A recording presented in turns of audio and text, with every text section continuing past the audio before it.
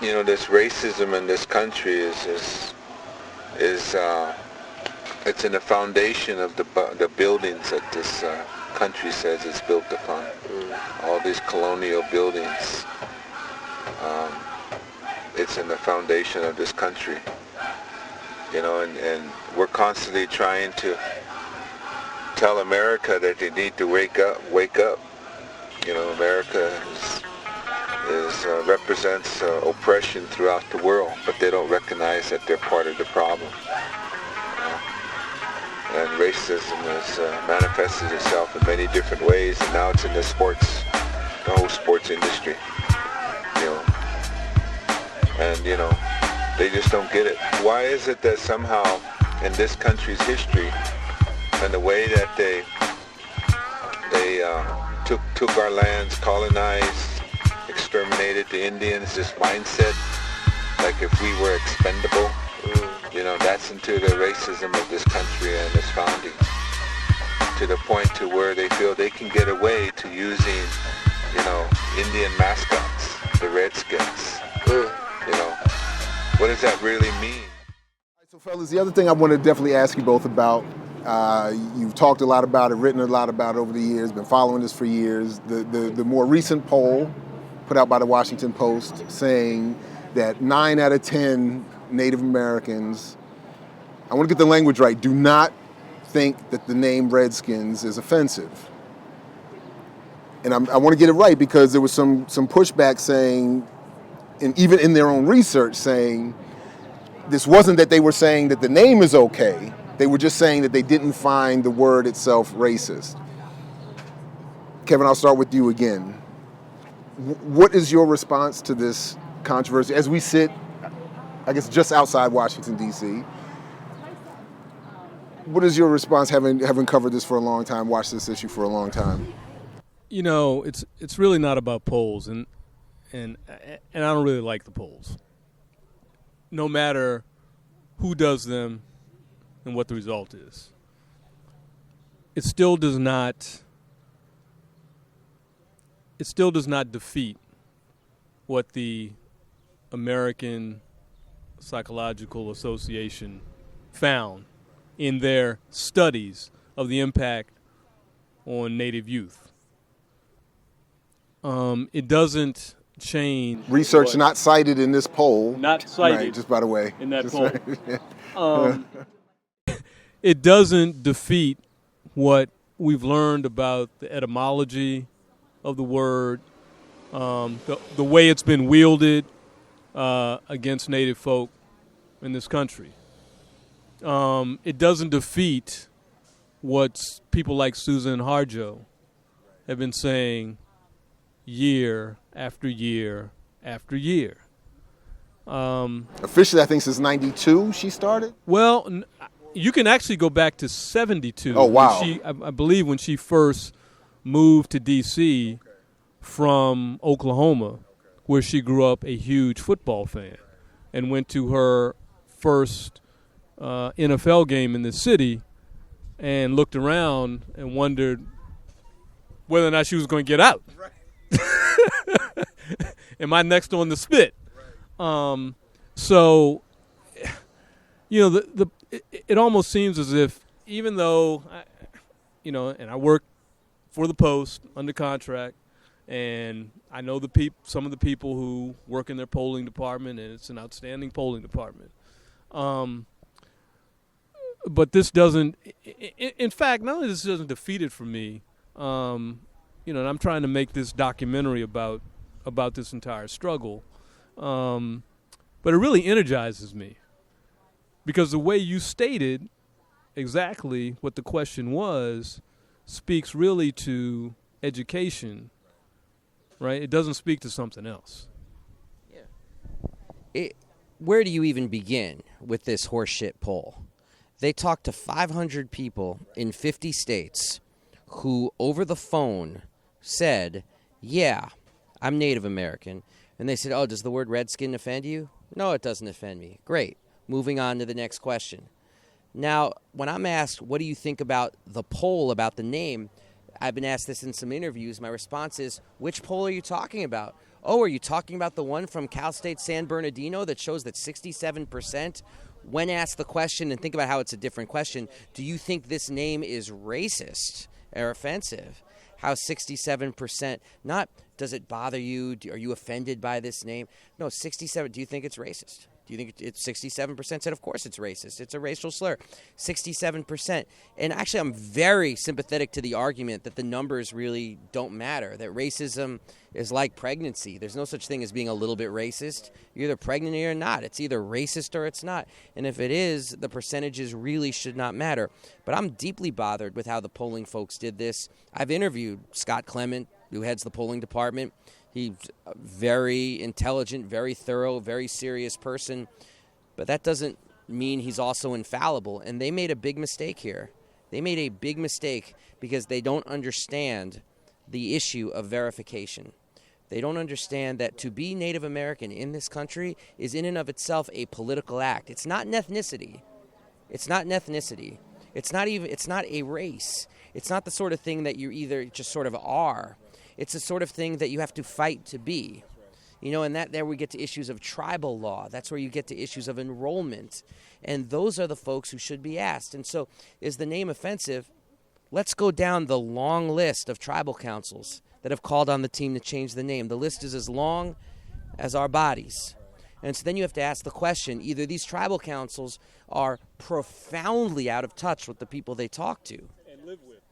And live with. Or that there's something wrong with this poll. And I'll tell you just another thing. That why is it that when this poll came out, immediately you had number one trending on Twitter all over the place, hashtag I'm Native, I was not asked, of people saying this is totally offensive, what are you talking about? And you could not find, I was trying to find it, one Native American person who was like, thank goodness this poll came out. I'm 90% and I feel like I'm silenced by the tribal councils. I'm never heard. Thank goodness. That's not what you get. Instead, what I got was 24 straight hours of interns at places like the Daily Caller and like the Breitbart and these right-wing sites. Because I'll just say real quick, it's like one of the enduring, we can call it victories, I would certainly call it victories of the civil rights movement, was that racism was no longer polite and able to be said. I've certainly heard arguments from people that doing that just pushes it underground and maybe that's more poisonous. I get that. But it's one of the victories of the civil rights movement, like the Lee Atwater thing, which Trump is rolling back.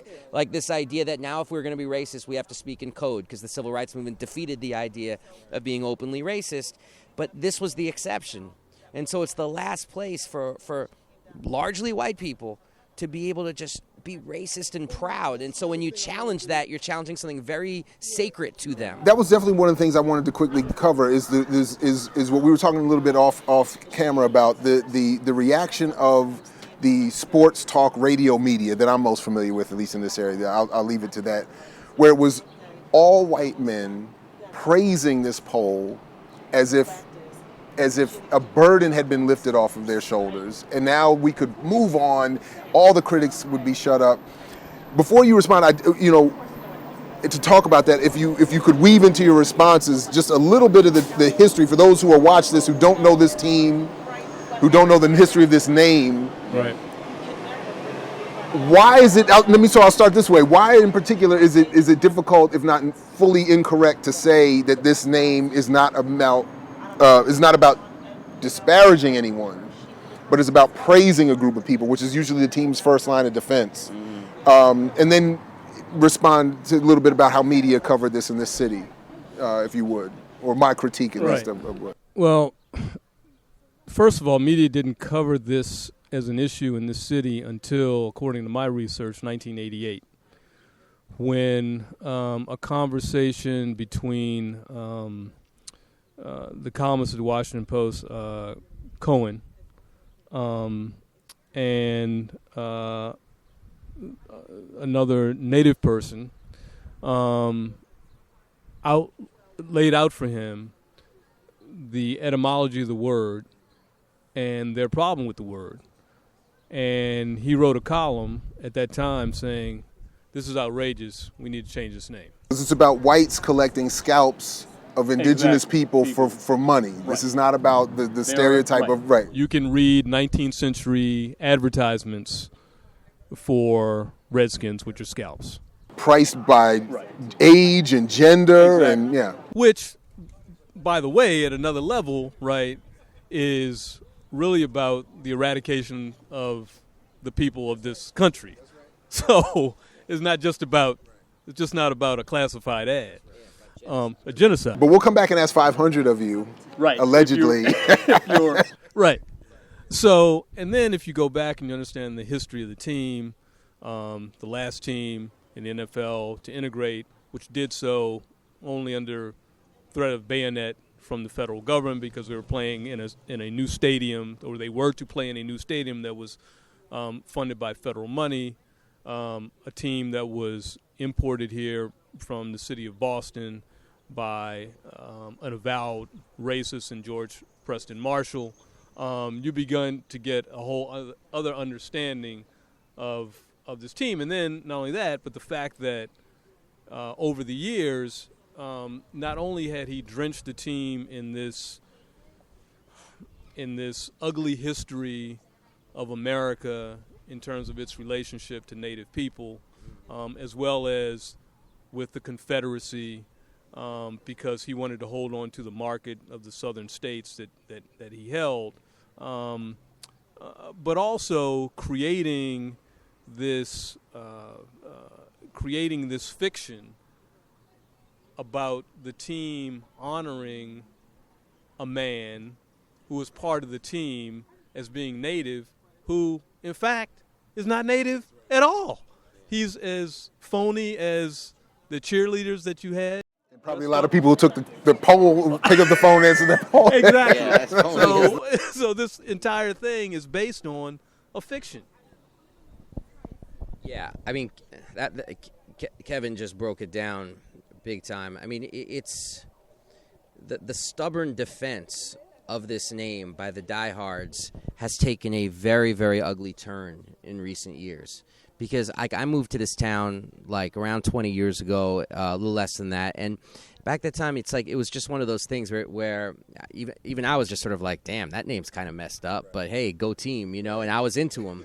I loved Darryl Green. I loved moving to this town. Even growing up in NYC, it's like I was into John Riggins, and I was just and the Smurfs. I mean, how could you not love this team? It was a good time to be a sports fan around here. Yeah. So it's just sort of like, so as far as the name went, it was more just kind of like, damn, that's uncomfortable. But no one's really saying anything about it as far as I see.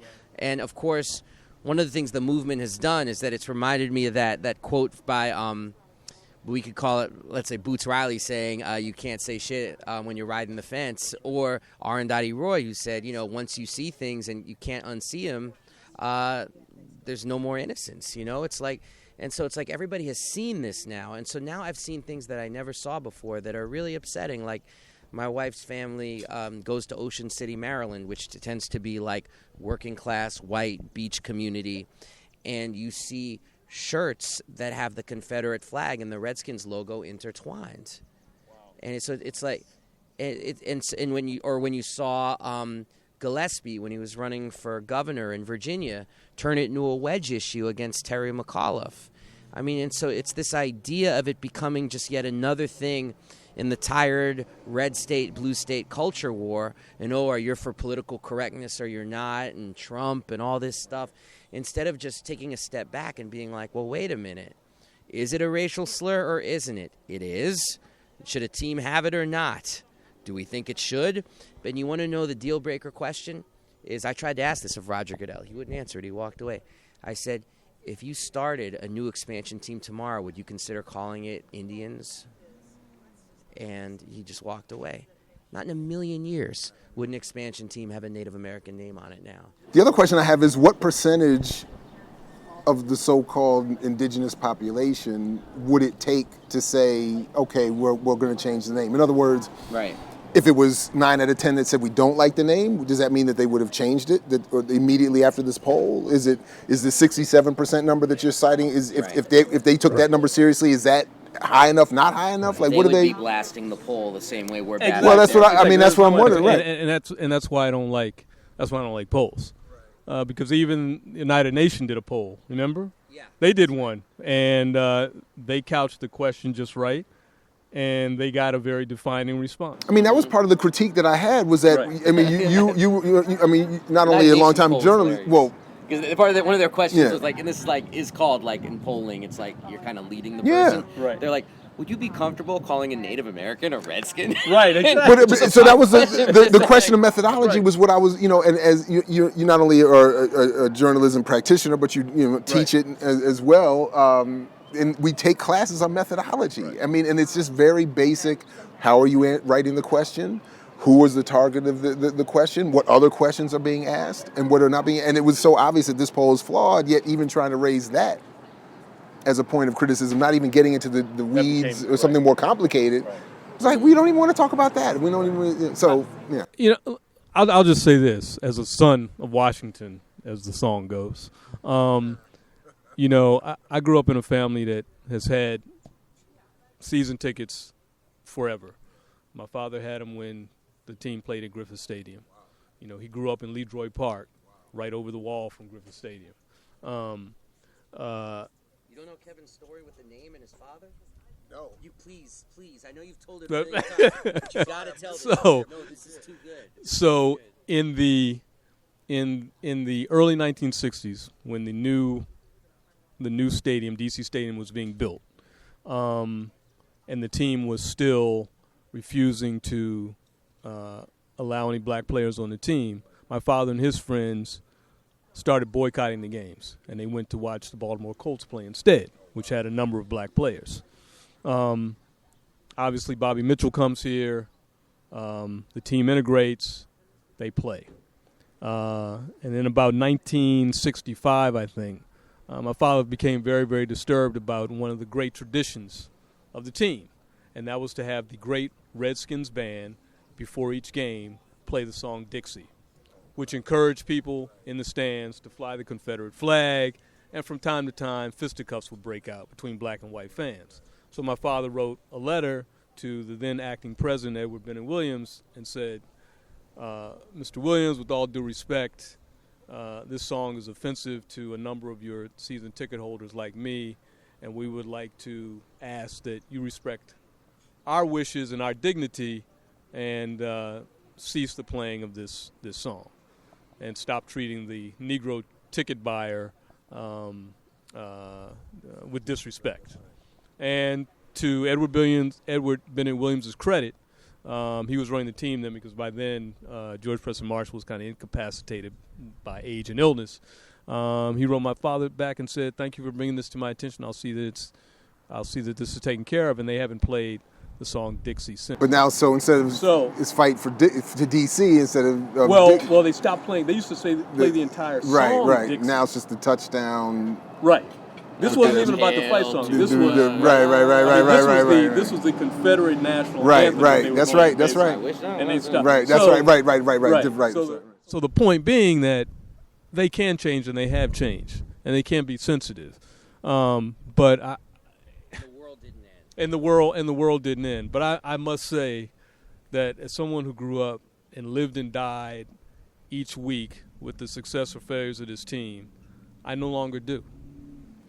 I have lost so much of my fanaticism for this team over the stance that they've taken on this issue. I mean, when you think about, when I heard Dan Snyder say never and put that in caps, he sounded like George Wallace standing in the door of the school. Segregation forever. I mean, that's exactly what it sounded like. So how can I cozy up with that now? I really can't. I mean, I don't buy tickets to go to games anymore. Yeah. It's troubling. Let me tell you how look, my son is, for better or worse, and we could talk about the morality of this, is an NFL fanatic, and he loves to play and all the rest of it. He has heard me, he's 8 years old. He's heard me talk about this name for some time, and he's decided that this is so upsetting to say this. He's decided that the only moral choice is to be a Cowboys fan. Oh. And so he just had his – see, that's the problem. They go too far. He said, I have to be the enemy of this racist name. But now the enemy, the front line enemy is of Native folk. Of Native folk. I know.